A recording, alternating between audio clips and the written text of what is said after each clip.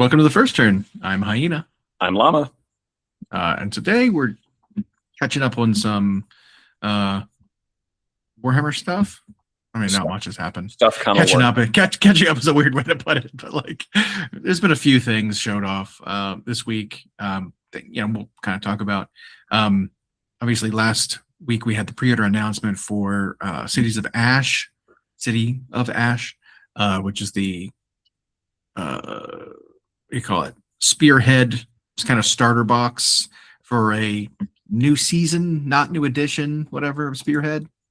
I don't think Spearhead's going to really have additions, right? Because it uses anything, basically follow the Age of Sigmar editions. I mean, yeah, okay. So it kind of uses the same core rules as Age of Sigmar, so it's weird for it to. It'd be weird for it to have its own kind of release schedule for big rule changes. But we get these new settings. We get new, actual war bands that play differently, and sometimes they get updated, and they get changed, things like that. This new City of Ash one is, fantastically popular. A lot of people are excited to see kind of the contents here, and we've been wanting Eshin Ninja Rats for a long time now. We finally got them. I think they look great. Kind of mixed bag on the rules that they have, especially the rules they get for Age of Sigmar proper. Yep. I think maybe in the context of Spearhead, they can work, right? Because Spearhead's a very small kind of army style game. You're not bringing big cheesy things. You're not spamming units. You're not, it's kind of designed to be balanced. And so I think it could probably work. I think their stats are a little strange. You don't have to worry about the actual points in Spearhead, which is where one of the biggest concerns comes for Age of Sigmar proper. The points, I think, might be a kind of a miss. I think they're overestimating how effective these units are going to be in a big game. Like maybe they'll be effective in a small game where you're taking small engagements, and like maybe 10 gutter runners really dominates a combat versus everything. But in a proper game of Age of Sigmar, bows are going to, like, the worst bows in the game are going to pepper these guys down for distance and remove them before they can really do much, if you're worried about them, So, we'll see how that goes. Again, the models look phenomenal. I really like both sides. Obviously, I'm a big fan of Skaven, so they really speak to me. I'm going to get at least one of this box, maybe a second one. I know most of this stuff will be available on its own separate, but so what? You know what I mean? So I want both sides more than what comes in each Spearhead. So. The Cities of Sigmar have been growing. I liked the aesthetic when they first came out, but it was a small roster. And then when we saw the update at Adepticon that they're getting, and then now this box, it's like, okay, this now feels like a full faction with still room to grow, but now it's growing on me. And not that I really should be diving into another new army, but, I don't know. I think there's a lot of opportunity. I've always picked armies that don't like use decals or anything like that, because I play Tyranids, or I play Nurgle, or I play Slaves to Darkness, where they have iconography already built into the model. Cities, it's like, well, you get some decals now that you can put on the wood and then weather them, and I don't know, something about it is really appealing to me. Although the models are very small. Human scale is, anyway. I think this is a cool box set. I don't think the price is that bad. The aesthetic of both looks great. Although, as I understand it, you've got a little beef with the points cost of the Eshin stuff that we were given. Yeah, they're a little high.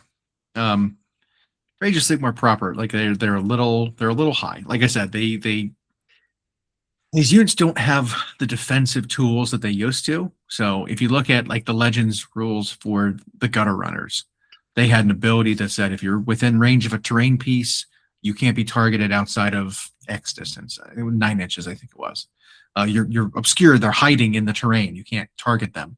So them having a 1 wound, 6-up save wasn't as big of a liability because you can't shoot them before they get to you. Now they're about the same. 1 wound, 6-up save. They got a 6-up ward. Okay, that's fine. But now, you can shoot them from across the board. With 6-up save, basically every confirmed wound you get is going to kill one. So like the cheapest ranged weapons with no rend on them are going to they're going to destroy these units. And so each model is priced at about 16 points per model. That's 16 points per wound.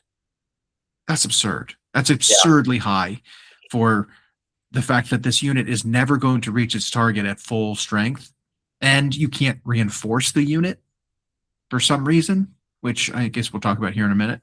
The unit cannot be reinforced, which means that you're limited to 10 of them total. A 10-man unit's not going to do anything if they get their full strength, let alone if they've taken casualties.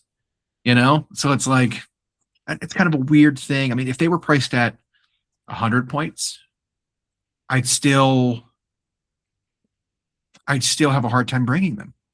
You know what I mean? Like, kind of, because then now they're competing with Storm Vermin, who have a good save, same amount of wounds, just almost as much damage output, or Clan Rats, who cost, even if they were 10 points apiece, are half as expensive. Clan Rats are 20 for, I think, 120 points. That's very cost-effective bodies that don't do that much less damage. Because again, you have twice as many of them, you have twice as many attacks as one. It's kind of a hard sell to actually bring them in a list, other than like a themed kind of fluffy list. So I think they need to be much cheaper. They went up in price. They lost their shooting attacks, so they all used to have like ninja stars they could throw. Ninja stars are gone now. Only one model in the entire unit gets one like bomb attack. And then they lost all their defensive abilities. They can be targeted. They don't have any penalties to hit them. They don't have any kind of a save. They have one wound apiece. It's just, they're so expensive, and trying to pull something off with them is just not going to happen. If they gave them an infiltrate, if they gave them a side of board kind of movement thing, like maybe, but they have nothing. The Night Runners, on the other hand, I could see potentially using. They're a little bit cheaper. Their stats are significantly worse, but each one of them now has a shooting attack. Each one can still do mortal wounds in combat. They have 2 types of movement abilities. One that lets them like grapple hook around terrain, so you could gain some extra movement by or hop over an enemy unit or something that's near a terrain piece by like grappling onto the terrain. You remove the unit, you set them up somewhere else outside of 3 inches of an enemy unit. So like there's some play there. And then they have themselves a special attack where after they fight, you roll a dice on a 3-up, they can kind of retreat out of combat immediately after they swing. So there's no retribution damage, which if they all had that, that'd be fine, but only the cheaper unit has it. The less elite unit has more tools than this elite one. It's a weird spot. We got a General's Handbook coming up. We've got, a new season, which brings potentially new rules and unit updates. I don't know, man. I think these guys were kind of a miss. Well, and a couple of things there. That grappling hook movement shenanigans stuff sounds an awful lot like things you wanted to do in Warcry. Two, well, yeah.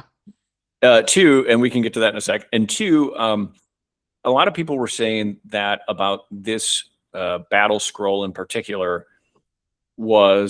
it was a mild update because the General's Handbook is like 2 months away or whatever. So it was just not going to be, and they write them months prior. So it was like the forethought of what's coming in the General's Handbook was in mind, and so it wasn't a major update, as major an update as maybe people wanted. And then this Eshin supplement releases, and it's the points cost and the rules seem just not to match. Because I think the units are cool, what they do, but then, you look at the points of what's supposed to be the elite unit, and it's like, nope, like you're not paying 160 points for that. The cheap unit maybe, and the character maybe, or I mean the what's supposed to be the weaker unit maybe, and then the character maybe. But I don't know about those night or the gutter runners. I don't know. I mean, they'd have to go through some already reworks to make them, I think, playable. like I said, hiding in terrain, like the normal assassin character that they have that we got last edition, has an ability that says if you target him, you can't hit him on a 1 through 4. 1 through 4 is all miss. Yep. All right, give him that. There's a Legends War scroll for that Underworld. No, the Underworld Warband, where they each have 2 wounds. They can't be targeted on a 1 through 4, and they can hide. They have all of it. They have all the things that they, and they still have their shooting attacks and their ninja stars. Like that unit was a good template for what this unit should have done. Should have had all those things, and then maybe it's worth a 160. But I mean, if you took that unit and you gave them an extra wound, they were 2 wound models, be better. Still think they're pretty weak. I mean, what I'd like to see at the bare minimum is 2 up save, or 2 up save, yeah, 2 up save, 2 wounds and a 5 up save. I think that would be the bare minimum they would require to be like, okay, I'm bringing this unit, they'll last long enough to make it to combat. Because like as they are right now, I just don't see it. Yeah, well, and then I think their bomb ability, they've got a passive bomb ability, I think it's not even worth talking about because it's so useless. They basically run into combat, place a bomb, die, and then sometime later on, you can detonate the bomb to then deal damage to the unit you targeted, plus enemy units within combat range of that unit. Right? But it's a chance of happening. It's a chance of wounds. The enemy can spread out and like just never have more than 1 unit be a target. It's weird. I just think it was an idea that they had that just in practice is just really, really weak. And they're like, yeah, this ability is awesome.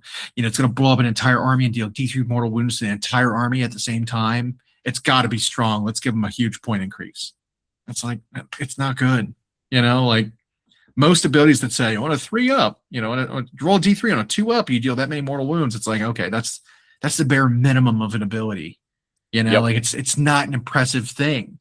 If it were like, oh, the bomb goes off, every model within range on a 4 up takes a more. It's like, yeah, okay, that's freaking busted then. But this one, it's not doing it. Well, so if the General's Handbook brings with it a new season similar to Gyron, and so they decide to make a couple of new rules for units or formations, let's say, going through the armies. Maybe they won't do it like that, but if they did, I wouldn't be surprised if one of these units gets an alternate version already, and that's like the patch. So. Yeah. Or what'll likely happen is a massive points drop for one of them. Just right away. Just right away. And because, I mean, you talked about when the original Clan Eshin assassin guy came out, or Deathmaster guy came out, and he was like double the cost he eventually would be. He was like 190 points when he first came out. Yeah. None of his rules changed, by the way, between now and then. Nope. In fact, I think he's weaker because he lost rules through the battle tome changing. He's weaker than he was because the battle tome actually gave Eshin units. Just bringing a single Eshin unit unlocked like an Eshin stratagem, basically, that says if you have any Eshin units targeting a specific hero that you choose get bonuses against them. So at least that you had, they took that away. And now it's like, okay, we're going to give you an army, like a new detachment for Eshin specifically. Like, okay, cool. What is it? Can't be targeted, teleports, movement shenanigans, infiltrates. Right? And it's like, no, you have to assassinate a hero before you get anything. Okay, so you already get to combat, you kill a hero. What is the benefit? +2 movement for all Eshin units. Like, oh my god, who gives a shit? Like, what a fucking useless ability. Now, so you assassinate a hero on turn 3, and then for 2 more turns, the units you don't have anymore because they're all 6 up saves get to run away faster or something. Like, yeah, it's weird. It's half baked and it was weak. Like it's weaker than all the other Skaven ones, and they're already pretty weak. So if you take this formation as your army, and so that's your rules. Now you can still take like clan rats and whatever, right? Sure. But again, they get no benefit from Mhm. the formation. They get no benefit from the Eshin heroes Yeah. until an opposing hero has been killed. Yeah. And there's not a way to really ensure that a Skaven character or unit capable of killing a hero is in place to do so, like Mhm. turn 1 or I mean, so yeah, it's you're looking at a turn 3 at best. I get bonus movement to my rats that die. So here's the only benefit I could see. You play this Eshin detachment. You bring Clan Scryer units, and they're able to shoot down and kill a hero from far away. Then that hero has been slain. It activates your Eshin units +2 movement. Okay. Like, Yeah. all right. I don't like then that's Are they that's getting the best case that I can see. are they getting increased objective control? No. No, nothing. Are they getting increased Lethality? Like, no. right. Are there is there a progression chart like you get with Daughters of Cain, or it's like, nope, they're just The more heroes you kill, the faster you get. You know something. I don't know. So boy, watch out. Turn 5, my infantry is going to move 10. Like, so I don't know. That's I suppose no, that's just not good. It's just not that good. Like the hero. Oh, and that hero you choose is in the deployment phase. So you have to target a specific hero at the beginning of the game. So your opponent knows which hero you chose, Yep. and they have counterplay. Yeah. It's so bad. They can screen, they can whatever. Yeah.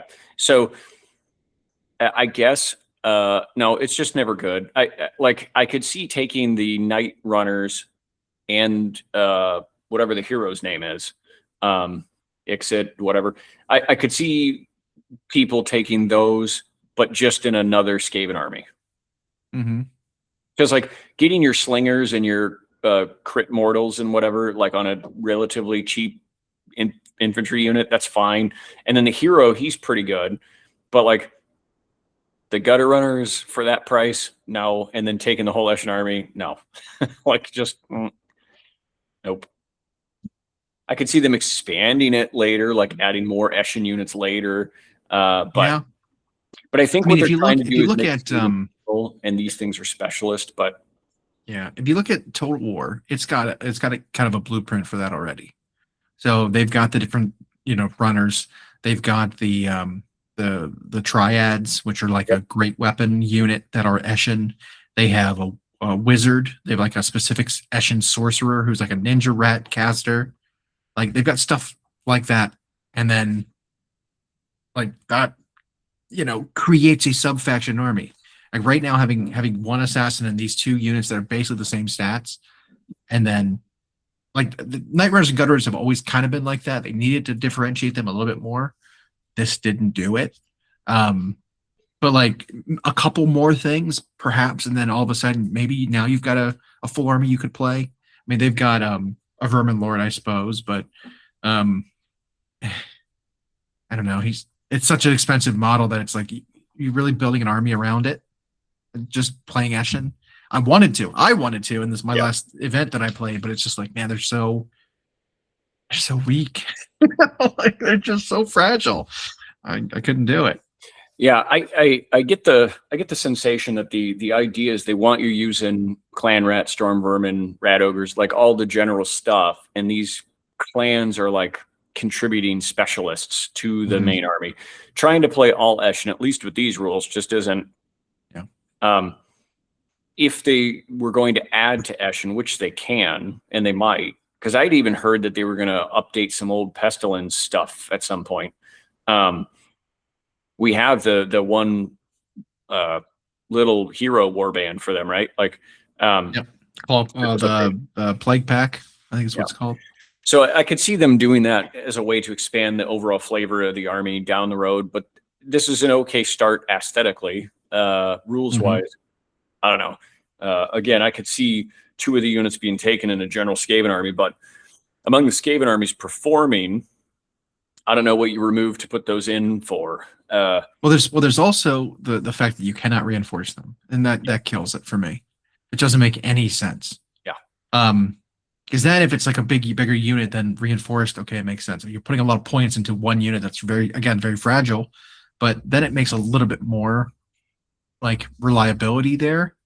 I don't know. Yeah. Well, right. But talking about that, I think I think I know why they can't be reinforced. Part of it's because of Warcry, but also because the stupid tokens are in there. The tokens are, the way the rules do for their like detonate a bomb on a unit, whatever. Yep. That terrible rule they have. The only rule they have, which is terrible. You can only have up to 2 bomb rat tokens being placed. And so if you were to buy 2 units of gutter runners and reinforce them, technically you would have 4 bomb rat tokens, of which you're only allowed to use 2, because the unit says in the rule up to 2 friendly bomb rats can be out. So we can't have a second group of 2 bomb rats be out there, because the consumer would be really upset about having some extra models. Yep. So therefore we can't reinforce the unit. It's like I'm throwing that statement out there because like I think that's the reasoning. I don't know if anyone's ever articulated that specifically, but like that's kind of the reasoning. Is whenever there's these tokens, it's like, oh well, there's tokens you can't reinforce. Or if it was from Warcry, you can't reinforce. Like, you know what? Let me decide if I want to reinforce a unit and buy extras and have extra tokens. Like, why are you deciding that for us? Like this unit would not be busted if you could reinforce it, and no one would be upset about having too many little bomb rat tokens. Like, who cares? No, I agree. Anyway, it's just too many little things going against the units that they release that are just like, man, they're just, you can't call those rules good. Well, they're not. The gutter runners they priced like they were elite. Yeah. But their rules are arguably less good than the cheaper unit. Mm-hmm. And that price point is just, it's like the price point you typically see on like 2 health infantry, not 1, or when it's like 5 really elite guys like Putrid Blight Kings. Yes, I still think they're elite. So I don't know. Really weird. I expect that to come down eventually. That seems to be the quickest band-aid. I also think they got their points like wrong. Like you keep pointing, like you were talking to me earlier, it's like the Night Runners seem just better or more useful, yet they cost less. And it was like I always think of the Tyranids when I think of the whatever the psychic monster is versus the combat monster, the newer super tyrant thing. The psychic one fights almost as well as the combat one, but also has a really good psychic shooting attack and has an invuln save baked in, and yet costs less than the combat one. And yet whenever the Norn assimilator versus the Norn whatever, and yet every time they do a points adjustment for a chapter approved or whatever, they, no matter how they move them up or down, the psychic one always still remains cheaper than the combat one, the combat only one. Which is insane. And by the way, the combat only one, which they basically designed, as far as I know, to replace the Forge World Daimokaran. It was supposed to be this large assassin monster. It cannot kill anything in its points class. Like, it just can't. It loses fights to dreadnoughts. It loses fights to demon princes. It loses fights to whatever, to knights, like smaller knights. So you don't even use it for that. And so you just buy the cheaper one because you get you get an invuln save, you get a psychic attack that's good at range, and you stand him on an objective and he's 15 CP or whatever, or 15 control.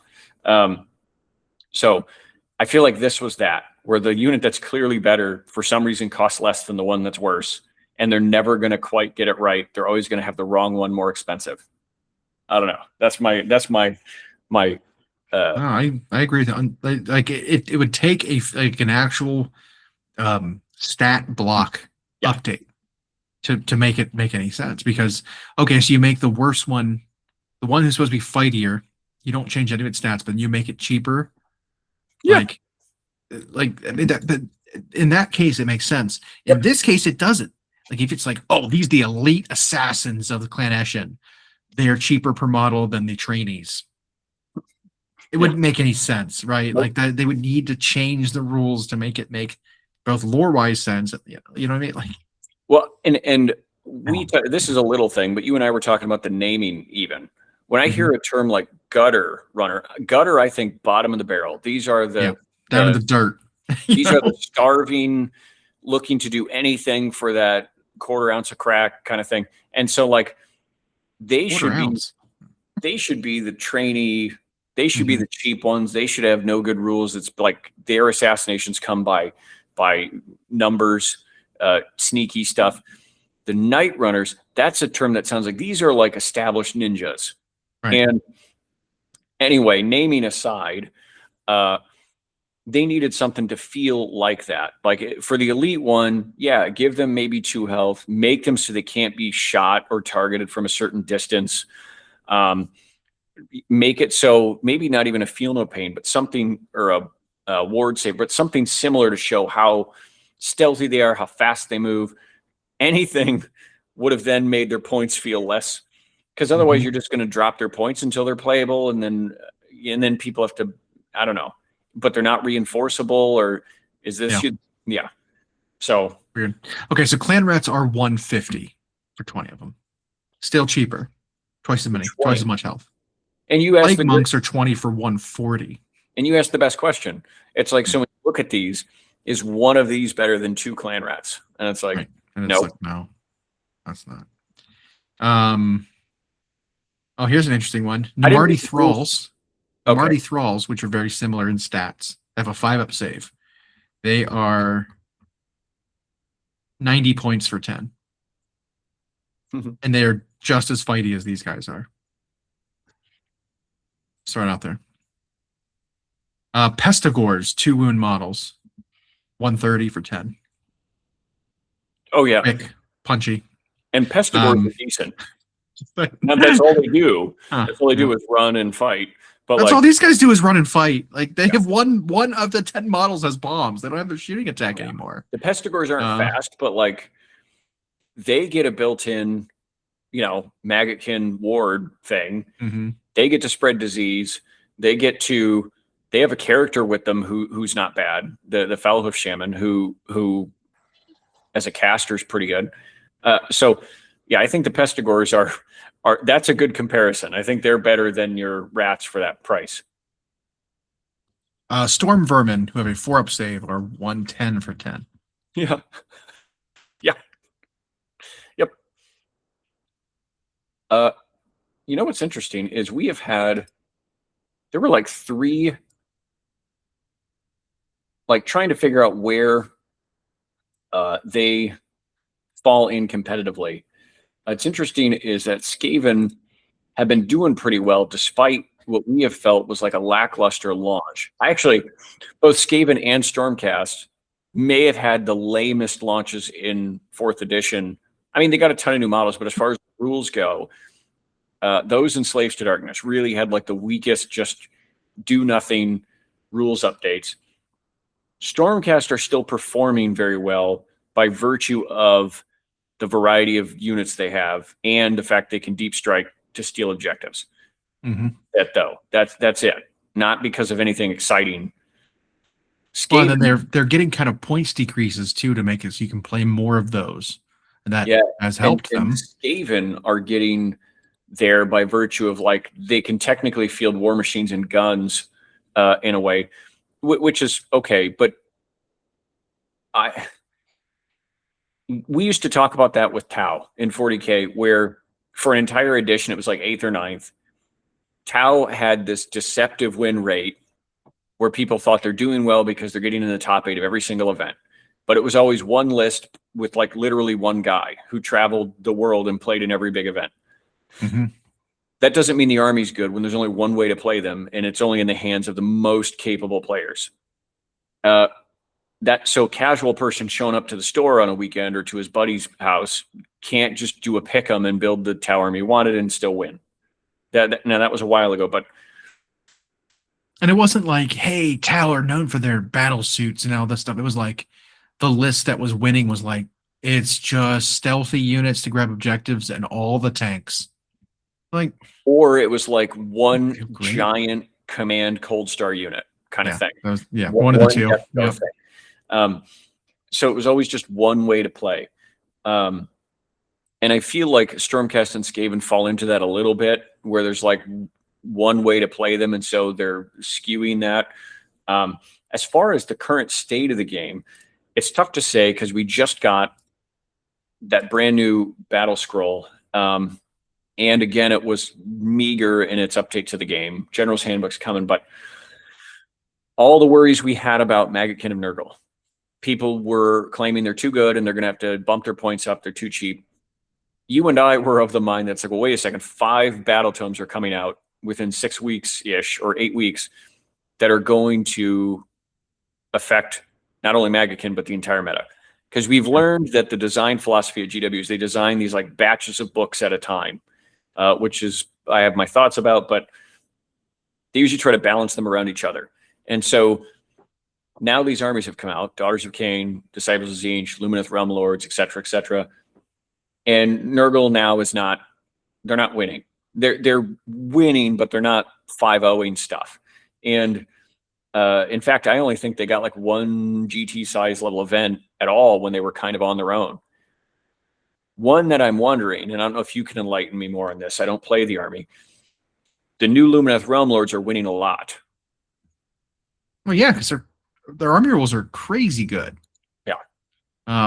I mean, not only do they have like actual solid units, and they kind of fill all the gaps. Like they might be one of the armies that Age of Sigmar has given the most attention to, besides like maybe now cities, but that one's contentious because for everything city gets, they lose 2 things, right? So like the dwarves and elves getting cut out of cities means they've got less tools than they're gaining by getting another unit of more elite steel helms and another unit of non-shield wall gunners, right? It's a little duplicated, the kind of things they're getting. Nothing really fills the role of the things they're losing, really. But Lumineth has gotten 3 major releases. Yeah, through the additions. They basically get one big one each time. And so they've got multiple ways to play. They've got multiple like army archetypes. They've got big monsters. They've got artillery. They've got fast movers. They've got shooting. They've got melee. They've got everything. And their army rules affects the whole army. Every unit, right? Some of them get more of a benefit in addition to the base benefit they get.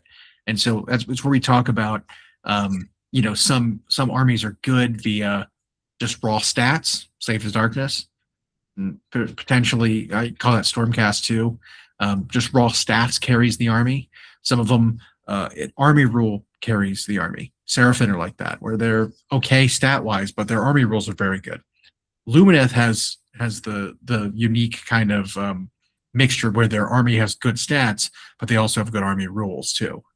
So in this latest book, they've got this sort of system to etch these runes that give flat buffs to the army, and every turn you add more runes, or you can switch them if needed, and all this stuff to give them like tools when they need them for doing specific things, and tools that synergize with the units you brought in your army that you kind of guarantee to get them every time, right? Like we were talking about with Eshin, they get no benefits from the army's book at all, besides a slight one unit gets a movement in the beginning of the turn. That's their 3 claw steps ahead.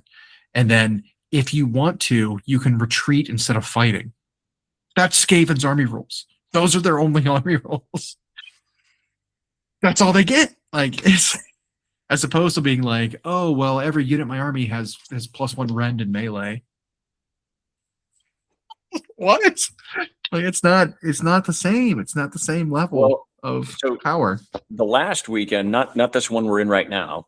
Mm-hmm. We don't have the data yet. There were 3 GT level events. One that had 24 players, one that was for 42, and one that was for like 60.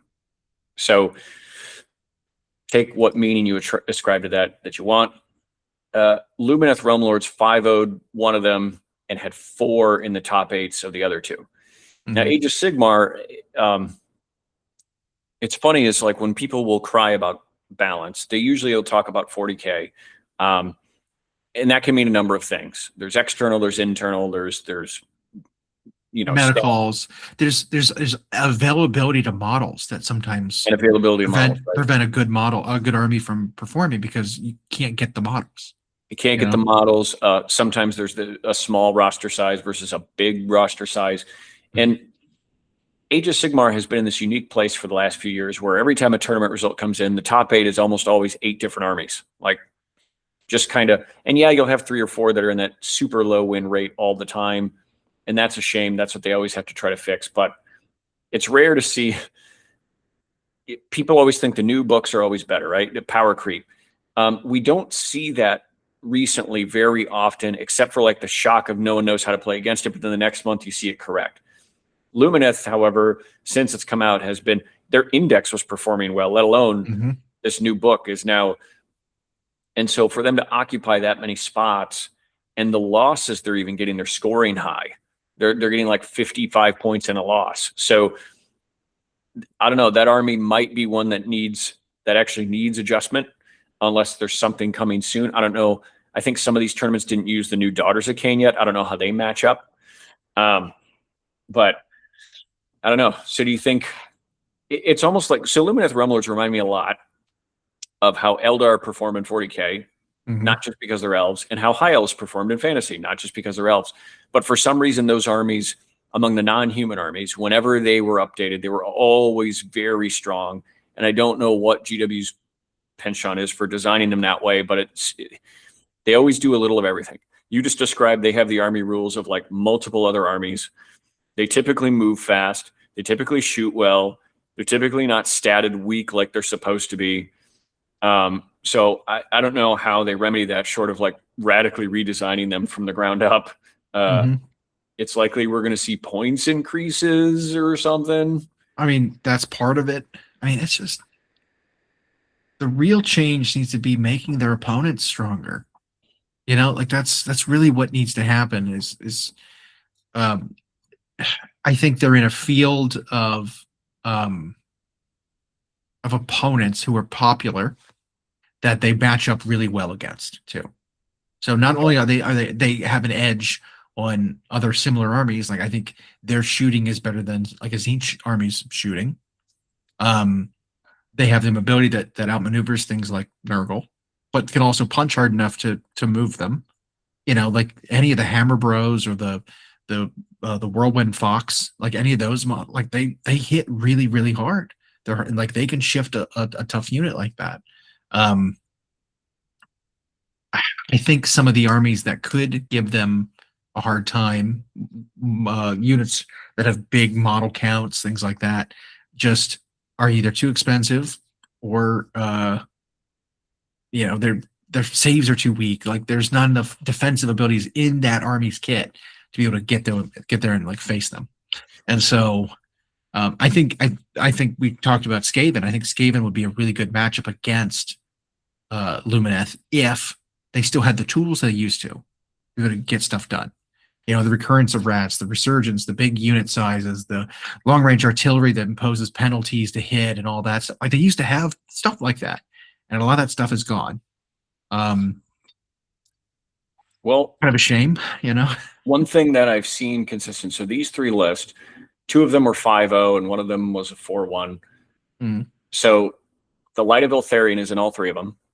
Yep, he's pretty good. And lots of Venari Dawn Riders. And then it varies a little bit. Like one has a Hurricane Wind Mage, Severith, Lord of the Seventh Wind. There's your Tornado Fox, right? And then, but then this other one's got Skinari Caligrave. That's just a wizard. And then wizard. Some Alaran Sentinels. And then this other one has Skinari Enlightener, Alaran Wardens. Okay, so a lot of similarities across, like the Dawn Riders, the Tornado Fox, Light of Eltharion. Who their general is varies, I guess. Maybe that's proof that it doesn't matter. Elania and Elithor are popular. Lyrior Uthral. I don't know all these, but So he's the named Lord Regent on the horse. okay. But yeah, Oh, I mean, the Dawn Riders, I are those mean, the kangaroo horse archers? yeah. Okay. No, the Dawn Riders are just their normal horses, the Normal horse. original ones that came Gotcha. out in the first box. But I mean, who the general is matters significantly less in Age of Sigmar than it does any other game. The general doesn't matter unless you have to be the general because you're a war master. Like it really doesn't matter. What the general does, it allows you to bring an extra regiment in that, or an extra unit in the general's regiment, which kind of helps list building a little bit because Yeah. not every unit can be brought under every leader, and so sometimes you have to have the right leader. You make them the general, which lets you bring an extra one of those, especially considering that you are penalized for bringing units outside of regiments. So if you bring an auxiliary unit not inside a regiment, which means your opponent gets an extra CP on the first turn. And then there's a new mechanic where they implemented that if you just are bringing all auxiliary units, each one you bring, you have to pay an increasing 20-point tax on. So the first one's 0, the second one's 20, the third one's 40. The fourth auxiliary unit would cost an extra 60 points. So if you brought 4 auxiliary units, you're losing 120 points of army just because you brought those units outside of a regiment. Mm. That's rough. Okay. And so, yeah, so making the general a specific thing to be able to bring a specific extra unit in their regiment helps. It helps with list building. Okay. So, and then it looks like, yeah, they performed well. They have been consistently since they got updated.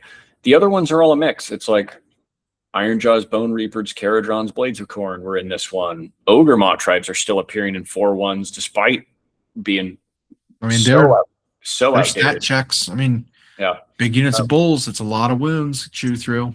This one, Stormcast, Hellsmith's, Daughters of Cain, like all placed. And this one, it was Magakin, Disciples of Zinch, Hedonites. A Hedonites list went 5-0, and a Slaves to Darkness list went 5-0. But the funny thing is when I read it, it's no different than what they've always been. It's Be'lakor, big blocks of Chosen, Be'lakor, big block of Chosen, and then cheap stuff for the rest of it. And so that Death Star still works against some armies, and if you get the right matchups all day, it can overwhelm you with stats. That one, whether it's Varangard or Chosen, depending on which they bring down in points that update, because that's always what happens. One of them goes up, the other one goes down. That big block, when pointed by Be'lakor to go do stuff, can still wreck. It can still point, click, delete most things. But then the army's out. Like, if something stops that, like people pointed out in this one, it went 5-0 and it faced Daughters of Cain in the final.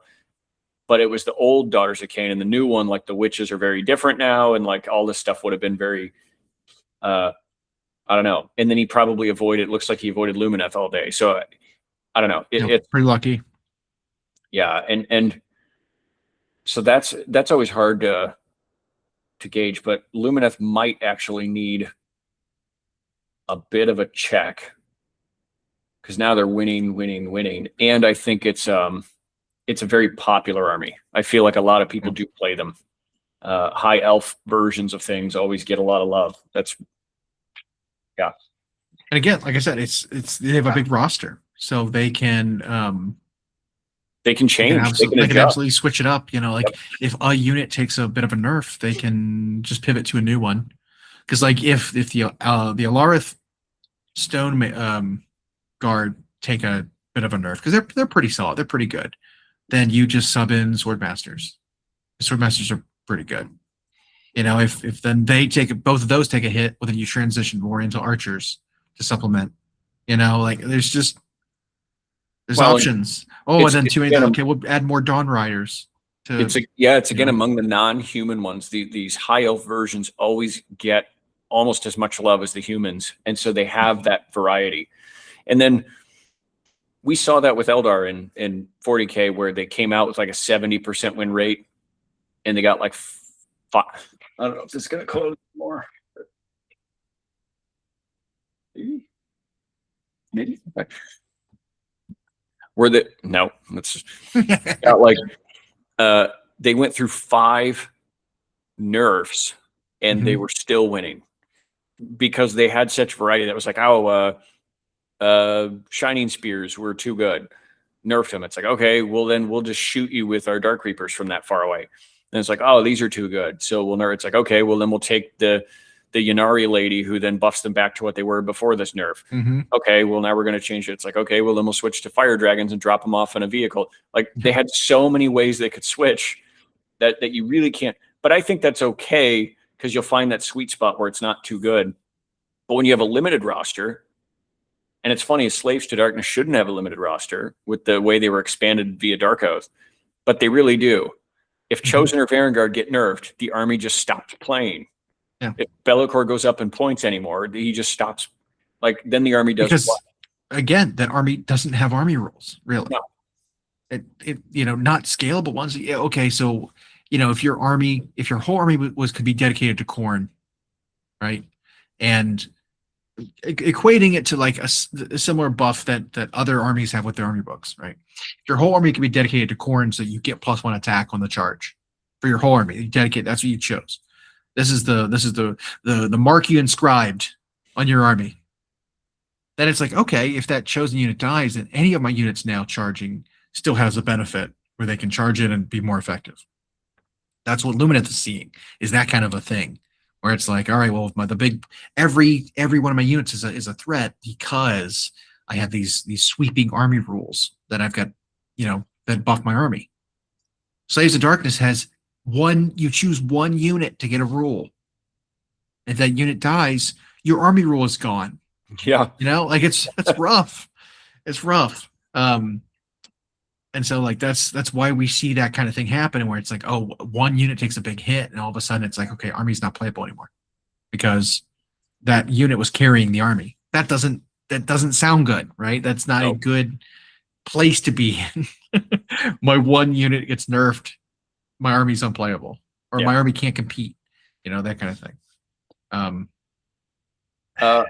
It's tough, but like I said, like it needs to be big redesigns to make it work, similar to the Skaven, right? Like there's to be big you can't fix it with points because like, oh, it's this plus 10 points makes them unplayable, this minus points makes them too good auto include.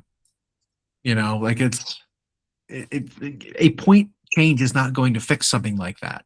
You need to redesign the rules themselves, make things once per game, make things more units can benefit from, make things limited or more accessible. Like you need to change that kinds of thing. And that usually only happens with an edition change or a book, or sometimes we'll see it through a general's handbook, which is coming up soon, hopefully. Yep. Or, a seasonal update. They have been better with Battle Scroll. In 3rd edition, they had a pretty substantial change to, was it Hedonites of Slaanesh? They like redesigned their whole army rule. Yeah. Through a war scroll, through a Battle Scroll update. And I was like, that's wild. That's awesome. Maybe we'll see something like that again. Which, speaking of Hedonites, side note, they 5-0'd an event, and they're okay. Rumor has it for their AoS 4.0 release, they're supposed to just get like a Slangor hero. But no news yet on if they're getting more Slangors than that little unit of 3. But even then, a hero which then unlocks that ability later on for them to expand the Slangors, just like the Pestigor thing. That's kind of cool. We did, however, just get the Sunday preview drop. It is the announcement of Armageddon. So that's now on pre-order, and it includes all the models: Yarick, Wazdaka Gutsmeg, Commissar Graves, like pretty much everything we saw, all the Astra Militarum vehicles, Fray, like Inquisitor Croyle. The Armageddon Battalion for Astra Militarum is cool because it not only includes a Rogaldorn tank and a unit of infantry, it also has the new half track and two of the 6-wheel things, which is really funny to me because I don't know if you saw the half track rules. Like it could absolutely just replace the Chimera. I'm thinking it might. Maybe it will. It's funny because it's a Rhino. It's all it is. It is literally a transport that has one pintle mounted heavy stubber. That's the only weapon it has, and that's the only option. Now, can the guys Like, the thing where they point guns out of the? no, it Okay. can't. It is just a transport. What it does allow you to do is the more guys that are inside of it, the more OC the vehicle has. That's the benefit it has. So like, I think it's capacity of 12. If you got 12 guys in there, you get +4 to your OC, which bumps it up from 3 to 7 or something like that. Like And it's that's the, or 2 to 6. I don't and know, something sticking like with that. the monster theme, it is called the Centaur, Yeah. instead of the Chimera. And then the other one's the Hippogriff. Now the Hippogriff Mhm. actually has a heavy weapon option on it. Yeah. But it's not a transport, right? It's like a lightweight. Yeah, it's a lightweight like scout vehicle. It's almost it It's looks like a Halo almost Warthog, right? Like, it feels like it feels the role of like sentinels. Like it's not much tougher than a sentinel, which is a little weird to me. That like we have the sentinels already. You can bring them in squadrons of 2. Like these can be brought in squadrons of 2. They're a little faster. They've got. I mean, they don't even have that much more shooting. It's like a heavy stubber and then one gun, or you replace the heavy stubber for like a melt-a-gun with your, multi-melter, melt-a-cannon, whatever. Like it's like you have 2 gun options. yeah, it says You can choose from. Vigilator Cannon, Chiron Gatling Cannon, Melta Cannon, or Las Cannon. Yep. Or Heavy Las Cannon, sorry, are the 4 main gun options. Yep. So the interesting thing with that, well, I almost just think they're just satisfying the vehicle lovers in the game who like wheels and tracks. So while Space Marines have sort of added in this grav tech, and people have been mixed about their thoughts on that, it's 40,000 years in the future. People like, do they have to stay with World War I tracks forever? So Clearly they do, because these new vehicles have them. yeah, and that's what people were pining for. It's like, oh, GW, give us new Space Marine tanks that have tracks. Well, I think for guard players, there's just limitless the number of vehicles they can make for them, because armored companies are a thing. They're cheap, like points wise, typically, Yeah. and pick your poison for what's your best heavy weapon delivery system? Is it a Sentinel this time, or is it one of these? I think is what you get. But But here's your the thing in thoughts my on mind. replacing the Chimera. Okay, go ahead. Well, here's the thought though. It's like if you look at that battalion alone, right? That looks to me like an upgraded Chimera, an upgraded Hellhound, and an upgraded Lehman Russ. Just in that picture alone. Yep. I mean, granted, Lehman Russ still exists, and the new Rogel Dorn is, kind of works alongside it. Has a similar role, but it's a little heavier. It's like 2 Lehman Russes, kind of. But it's like if they cut all those vehicles, because they've already killed a lot of the other ones, right? The long range Manticore, and do they still have the Manticore and the Basilisk and all those? I don't know. Basilisk, I can't think they remember. do, but a bunch of the Forge World ones went away.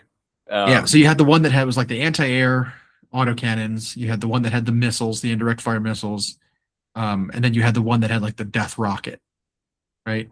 Those tanks. I can't remember if they still exist. They were all on the Chimera chassis, I believe, right? They're just kind of that standard size Yep. chassis. I mean, if they come out with a new artillery tank, like lightweight artillery tank that has indirect fire or anti-air capabilities or any of that, like in my mind, that seals it, that they're going to be legendsing all the old vehicles and replacing with just these new ones. You know what I mean? Like there's no reason to have 2 versions of every single thing. No, I agree. And while it sucks whenever something goes away that you bought and assembled and painted and you've collected over the years and whatever, 2 things. Games Workshop will always try to find a way to make money, even off existing players. So got to give them new stuff. 2, in military, in war, like wars that are ongoing especially, usually see the largest and most dramatic changes in technology. Like if you look at what tanks looked like entering World War II versus what they were like at the end of World War II, the ones that entered the war wouldn't stand a chance against what was there by the end. And this is, 40,000 years in the future or whatever. And that timeline itself has moved forward a couple centuries finally. And so like stuff would change. So even lore wise, it's like, you're really going to hang on to the Chimera forever if they eventually found a more efficient vehicle they could produce. Yeah, it's like, come on, guys, we've upgraded to World War II era vehicles. Right.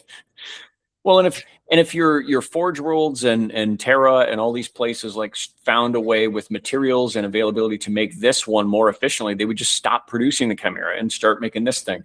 Now, I'm not saying that means the Chimera is going away, but it does feel silly to keep two sets of everything, both the old and the new, especially when they're trying again to further separate 30K from 40K. So I mean, I also see it happening with Space Marines, though. You talked about the hover tech, and why do they have the impulsor and the rhino? Yeah. Those two things could be the same, right? You can give the impulsor as whatever rules you want to. Tell it, oh, now you carry this many models, the equivalent to what a rhino carries. All of a sudden, we don't need the rhino anymore. This old rhino kit, we're not going to redesign it and have it both be in there. Your rhinos just count as impulsors now, that kind of thing. Like, although rumors are You they're know? getting a new rhino, but which is crazy. Like, it's weird. Why? Like, well, if you're going the way of like mixed units, of armor patterns don't matter, of firstborn versus primaris are not being differentiated, like, are they going to make it so that when the rhino comes out, it says only the tactical squad, the what else is even firstborn now? All Scouts, mixed, right? maybe. No, the scouts are primaris now too. I don't know. Like, I just don't know. Like, are they going to say, okay, well, now we can put any primaris unit into a rhino all of a sudden? That was such a big deal before. Right. You're just going to get rid of that? And then, okay, so you did that. What's the point of the impulsor? You know what I mean? Like, what's... Well, right. So now, Get it. so that's what the rumor is it's a new rhino kit. It's not even that it's going to be a much different footprint. It's that the kit's old, and so they're going to make it so now it's easier to assemble and yada yada, and has all these bits. And it sounds like rules wise, they're just going to eliminate the different verbiage between primaris and other. So any infantry of these types can go in. Now I think there's not going to be both tactical squad and intercessors. I think they're all just going to be called Space Marine intercessors. And I hope so. And if that's the case, which long overdue, 10 of them or whatever can go in a rhino. Okay, great. So now to your question, what do they do with the impulsor? No rumors yet on what they're going to do with that. So, and they're not going to squat the kit because it's newer. So I feel like now you have to make it different. Maybe it only has 6 guys, but it's like a scout vehicle. Like, do you do that? It's a forward weapon hovering. Well, then what about the vehicle. Razorback? And Sounds then what like about you're the Razorback? reinventing a Razorback. Right. Yeah. So when you have old and new, you run into that redundancy problem, and some kits just have to get, and there's still a place for them. Like, if you just love the Marine stuff in the classic sense, go play Horse Heresy. It'll still look and feel like you remember. Or cut the kits and say these rhinos are impulsors. This is, this vehicle is a Razorback. This vehicle is a, are they gonna do Land Raiders again? What's the heavy Repulsor. transport? The Repulsor is basically the same thing as a Land Raider. Like, there's just too many similarities between the things that it's like, sure, let's count as it. This is a repulsor. This is the rules for a Land Raider / repulsor, if you want it. But they do the same thing. Weird. And they sit in this weird spot where they're afraid to upset that fan base who had Land Raiders forever. And it's like, but again, time goes on and you don't use the same equipment forever. So like, if they've come up, if Belisarius Call and all the other Forge would have come up with a way to manufacture this new thing really efficiently, that's what you would do then. You wouldn't still try to hang on to the 3 versions of this old thing that still exist in the galaxy. Like, it's one thing if it's a planet level weapon, sure, but like just a tank, it's like, well, if I can produce 1,000 repulsors next year as opposed to 3 Land Raiders, like I don't feel like you need to hang on to it if they're going to functionally do the same thing. Or maybe some Space Marine armies will still use that equipment. Yeah. They'll say Space Marine Codex, you got all this newer technology. But if you play Grey Knights, you haven't updated. They don't have no plans of updating to Primaris. You keep your Rhinos and your Razorbacks and your Land Raiders and all that stuff. That's what that army's going to continue to use. Yep. Like, I could see that happening. Yeah, and but, for all the modern armies, the trade-off is the Grey Knights have more psychers and superior troops, but they're using older vehicle tech. I could see that, and then it still exists. Of course, people will cry like, "Oh, I'm losing my $7,000 worth of Land Raiders I have, which they claim, right? I don't know. I feel like it was time to move on from some of the stuff. Speaking of which, the Old World, our favorite game and universe. So I've understood that the Old World is not burgeoning. It's not very active. Outside of a few select spots in the UK, it's not succeeding like they'd hoped. It had an initial success at its launch. Like those first two waves of Bretonia and Tomb Kings did okay, and then it just like stopped. Even though they've come out with the Cathay models that people are buying and hobbying, the game itself really doesn't have a lot of activity. In fact, in any discussion threads that exist, it looks like it did before Warhammer Fantasy Battles died. You're going weeks without posts, even though social media is like rapid. There have been a couple of YouTube channels that have tried to start to talk about all things the Old World. They're not getting traffic. Someone who's well known in that community, and this is a little bit of like secondhand info, is like very upset about it. They've tried to do this channel that's like all things Old World, and it's just not getting traffic. They're not getting activity. They're not getting posts and likes and reshares and everything. And then tournament turnout's not great, again, outside of a few spots in the UK. So their complaint was something that had to do with, what do they call it, Renegade? So like Games Workshop has a supported list of here's the stuff that's match play legal, and here's the stuff that's essentially the equivalent of Legends. And then there's another thing called Renegade, but that's a fan-supported thing that just happens to be the same name. It's like fan-supported updates to factions, fan house-ruled stuff for Legends kits on how to play them currently, whatever. And some tournament organizers are using these Renegade packs, and the community isn't happy about it. Number one, they're free, so it doesn't cost you anything. Two, you don't have to use them. It's all optional stuff. You can abide by Renegade A, Renegade B. You can abide by it. You don't have to. That's one thing they're trying to get across. But the biggest complaint was just there's not traffic. There's not. People are not talking about the game. They're not playing the game. They're not even playing the game that casually in stores or in the basements that they used to play in. So I don't know. I guess you'd be kind of at a precipice, right? We got to make a decision. Where if it's the exact same looking thing again, and the community's saying, hey, if you want us to succeed at this game and buy more stuff, you have to release more stuff. But then they're releasing stuff and they're seeing that, hey, it's not actually selling, or people aren't buying it for this game, they're buying it to proxy in other games or convert or whatever. Should we continue to develop and release big release windows, lots of stuff for this game, and eat up our production time and all of our windows for this game, or do we just let it die again, or just let it go? Like I could see that being a decision that you like. There's a path. We need to there's a fork in the road. We have to choose one soon, because if like you said, if there's no traction, there's no interest, there's no communities, there's no sales. Cathay was a huge release, and they did. There's still another big one coming that they haven't released yet for Cathay. All the peasants and that kind of stuff. Like there's a big one coming that still hasn't out yet, and it's to the point where it's like, well, they showed it off, but what if it never comes because they decide to pivot and say, hey, well, actually, it's not working. Yeah, and we don't think this big Cathay release is going to affect anything. It's going to just turn it around. Well, yeah, it's like you have to consider how much of their production capabilities do they want to eat up with the game. And then if it's not a big investment for them and they can still subsidize it with the success of their other games, because I think Horus Heresy is actually succeeding. For example, and Kill Team is, we know AoS and 40K are. So I guess you could subsidize it from that and keep it going. But then it becomes more of a specialist game, right? Yeah. Is there a new edition coming soon? Because they're on these 3-year cycles. How long has Old World been out now?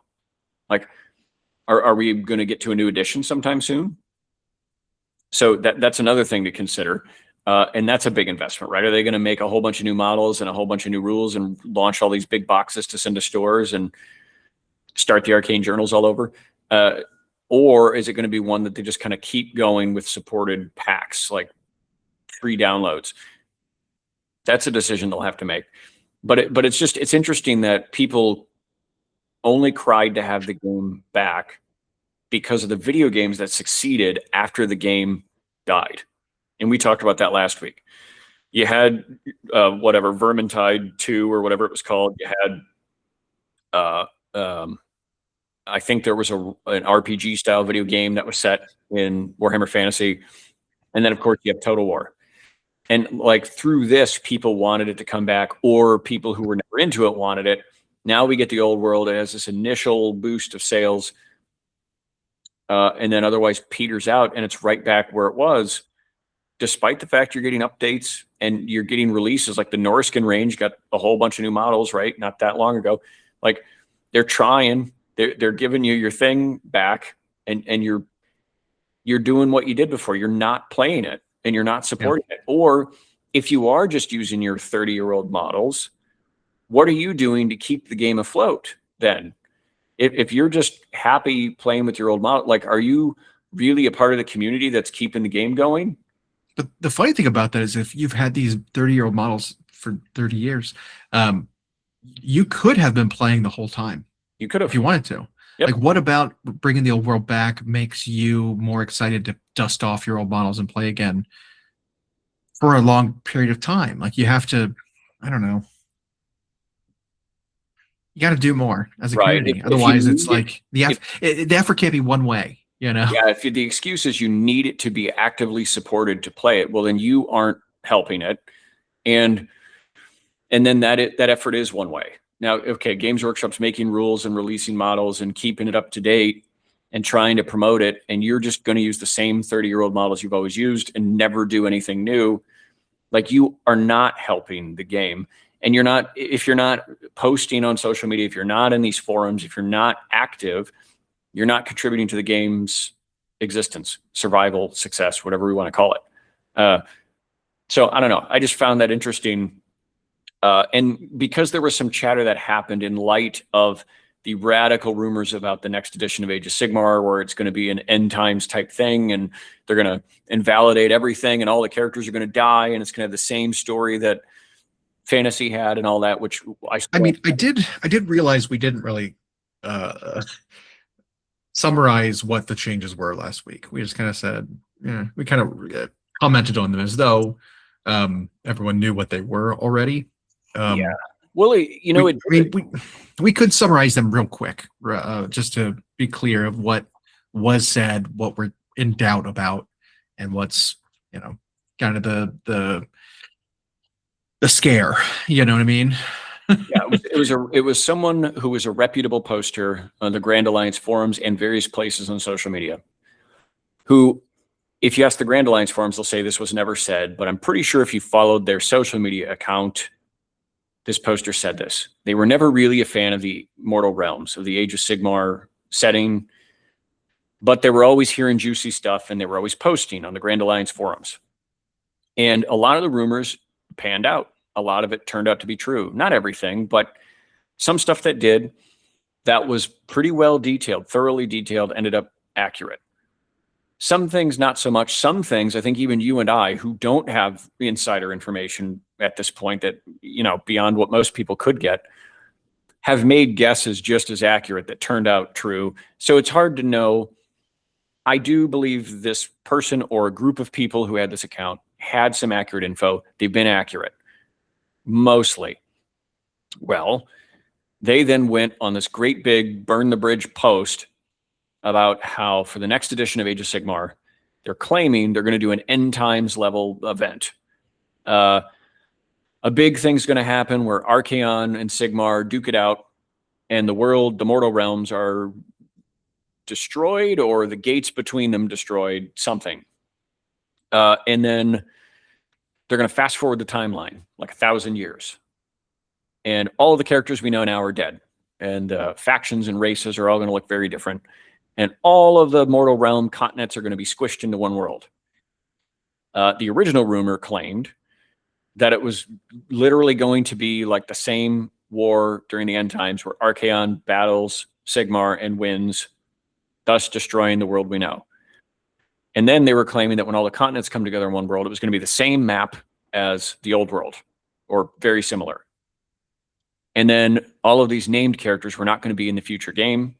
Sigmar and Archaon were going to either be dead or disappeared or not active. The gods were all going to be gone. Alariel, Nagash, all these characters, Teclis gone. And then they listed there's going to be like 4 new human factions, and they described old world factions. It was like a Cathay-like faction, a Kislev-like faction, a Nippon-like faction, and so on. And then a Chaos Gunpowder faction. And then it even used silly things like Stormcast will still exist, but it's basically going to be before he died, Sigmar's contingency plan was he like injected them with his DNA or whatever.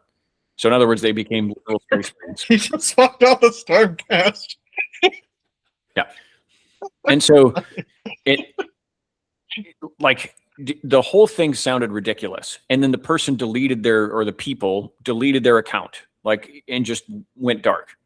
So now I saw people who are staunchly still defending Boole, like, well, they never really said they didn't like the game. They didn't give the community the middle finger. It was like, well, yes, they did. It was like you wrote a story that was exactly like the end times, like the worst part. Actually, it wasn't like the end times. It was like the worst part of the Storm of Chaos one that came like 15 years before, which was supposed to be a pseudo end times. And then the worst parts of the end times combined. And then you took a story like the Emperor dying, but leaving his gene seed for Call to fix later. Like it was like those stories mashed into one, which even GW is not going to write it that glib and obvious that they just stole their other stories and mashed it up into here.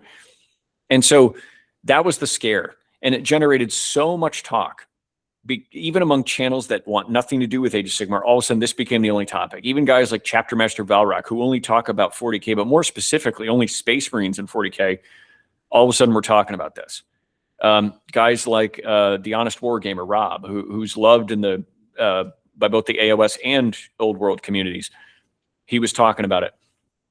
And on the Grand Alliance forums, it became this weird divide of these people who are so loyal to the Boole account that they're still defending it as though it's going to happen. And then the other half who are super skeptical and still just looking forward to what's coming for Age of Sigmar. Some people have tried to chime in with like these new accounts since and like clarify what's happening. And it sounds like it's not going to be nearly as radical as what that post by Boole made it sound like. It sounds like, yes, there's going to be events. Yes, there might be a shift or a move forward in the lore. That could mean some key players die or go quiet. And maybe there will be a remapping of the mortal realms. Our thoughts on that were the things people were claiming were coming model-wise, like in terms of a Nippon-style faction, a gunpowder chaos faction. You and I talked about it last week, that there are these Warcry warbands that are forgotten about or were released late, or maybe were waiting in the wings and never came out because the game itself virtually died. And then, or these kits went away as fast as they came out. And so they're being repurposed or repackaged for parts of Spearhead or Age of Sigmar proper. We've seen what we think is evidence of that, because one of the descriptions of this Nippon faction were just Scions of the Flame. And one of these descriptions of a Gunpowder Chaos faction were just like horns of Hashut. And so it was like, maybe that's what people were seeing, but they forgot Warcry was a thing. And then in some of the releases, like the 8-man Pestigore unit in Darkwater, or the Mire Kelpies with the Pox Wretches, or this unit of Eshin, or it's like the way they're loaded out and the way they're posed and the numbers of it's just like, and they're not reinforced. It's like, this was probably a Warcry thing that they're now repurposing. And maybe that's what people were seeing. And it's not going to be 4 brand new human factions getting an entire range of models in the future. So the panic was one thing. The probability was much less than that. And I think what's going to actually happen just is going to be very different. We also discussed that there could be big momentous events happening, but like we're seeing with 40K 10th, there might end up these end of Age of Sigmar 4th edition campaigns that do have big things happen, but it's going to be like the fan base, the player base gets to kind of decide what that looks like by playing battles and recording the stuff online and whatever temporary formations that are available for a while that radically change how an army plays. Or it's even like regiments of renown they're looking at. But this idea that that the whole world's going to blow up when it's been objectively a commercial success, I just don't buy it. And so, but all of this was to say, like, fantasy went through this because it was dying. Old world is now like already in the spot where it's like, well, still people aren't playing it. Age of Sigmar, however, people are playing, and people like the rules and they like the models. The world itself hasn't caught on, maybe. And so I could see a redrawing of a map. I don't think it's going to look like the old world again. Right. Well, and then one of the ideas was that, oh, well, they're going to redo the map and redo the world instead of it being basically disc worlds, right? Because that's basically what it is. It's Stargate. It's just right. a flat plane that the edges are just undefined. Right, like it's not that hard to explain. Like there's weird theories about how our current planet is flat. You know, like you justify that. Oh, we're just living in a flat place and the edges are ice walls. It's that, right? Except there's several of them. Not that hard to understand. But maybe in order to capitulate or pull in players from maybe a dying old world game, they may try to appease or make the transition from that into Age of Sigmar a little easier by giving something more familiar, right? A setting that's more familiar to the old world than Age of Sigmar's planes system was. You know, planes, by the way, just like, I don't know, D&D. It's not a unique concept. There were planes of existence in D&D that are not planets. They are just well, heck, even Planescape, which was a setting in AD&D, and then they got a new one not that long ago. This was designed on this premise that there was this giant donut-shaped city that had these gateways to all the different realms in the multiverse. And so, speaking of multiverse, Marvel had a city. Asgard, that was just a flat disk in space. Anyway, just say, like, it's not unique. It should be hard to understand. I get that a lot of nerd communities and fantasy lovers love. Now, if you're like me, when there's like books that come out for like novels that come out for a fantasy series or role-playing books, and you open it, you always look for that map, right? And a lot of fantasy settings, because that helps you get a little bit immersed, and you can reference back to it when you're reading. And Tolkien used to always do the maps, and it's like, a lot of fantasy settings are just on like one continent or on one planet. And so I guess that is more of a consistent trope. And so it could be they're thinking in terms of that for something that's easier for people to picture and grab onto, maybe something for video games and other IP in the future, it'll be easier. And so I could see that happening. Sure. That wouldn't break my heart, really. To me, that's the easiest change to wrap my head around them doing. The whole like time skip, all the gods die, squat all the factions, like all that just seems like bunk. You know, it's ridiculous. Especially again when the game is fiscally proving successful. And we talked about that last week, but it's like, so all these factions that have had massive recent updates and have named characters that are branded, you're just going to get rid of all those models now, or you're going to call them something else just because, make them all generic. Or all the books we've come out with, all these Black Library event exclusive models about all these characters that are in the current. You just wipe it all, start over. Right. Yeah, I just don't. I don't buy that, and I think if the information that came out from Boole, the poster, was accurate, it could be some of that just sounds wild, and again, like they were being silly and did like a haha smoke bomb and then deleted their account. Why? I don't know. But I think as far as seeing new aesthetics on factions, it's easily explainable by stuff we already have from Warcry or unreleased from Warcry, or Regiments of Renowned. Or just new specialist units coming out for Or armies. new Why's specialist got to be a new army? You know, the idea that never in Games Workshop's history in a mainline game that has army-sized battles. We're not talking like Blood Bowl or Kill Team or Underworlds where you only have to make one box for a faction.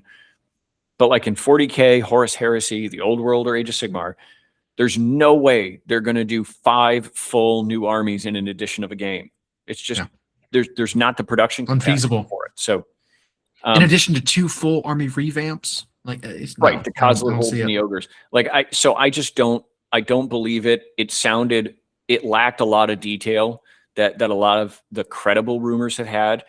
And even then, I start to question how credible some of the rumors were when a lot of them could have just been chalked up to good guesses. We talked about things like cog forts in the Cities of Sigmar back in 2nd edition because it appeared in lore, it appeared in a cartoon. Like, so that wasn't a huge guess that they were going to get them. The confirmation that they were coming, or the announcement was going to be at Adepticon, sure, that was spot on, but it wasn't a surprise. And then this other stuff, again, I have found in the Grand Alliance forums, you never see anyone even mention Warcry.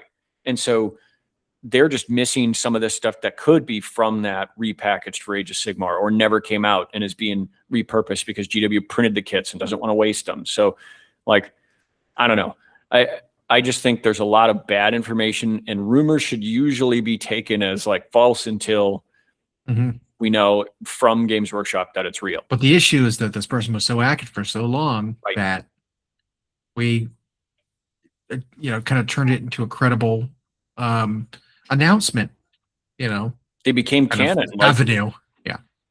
It was like we talked about before. It was like on the Warseer forums, you had 2 rumor mongers who everyone trusted as canon, and like anyone questioned them or posted something alternate, they got their post removed. They got flamed. They got all these negative reviews, and but everyone just like sheep followed them. And again, even though they were accurate a lot, that doesn't mean they're always right, and it doesn't mean someone else can't have information. So, and I just think this happened so fast that the Grand Alliance forum sprang up. It became this hotbed of discussion for Age of Sigmar rumors, which we didn't have before.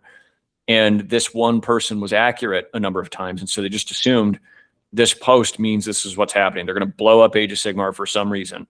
So maybe they just wanted to be done. They wouldn't be that person, and so this is their way to get out. Drop a big funny. Kind of shake up to the community before leaving.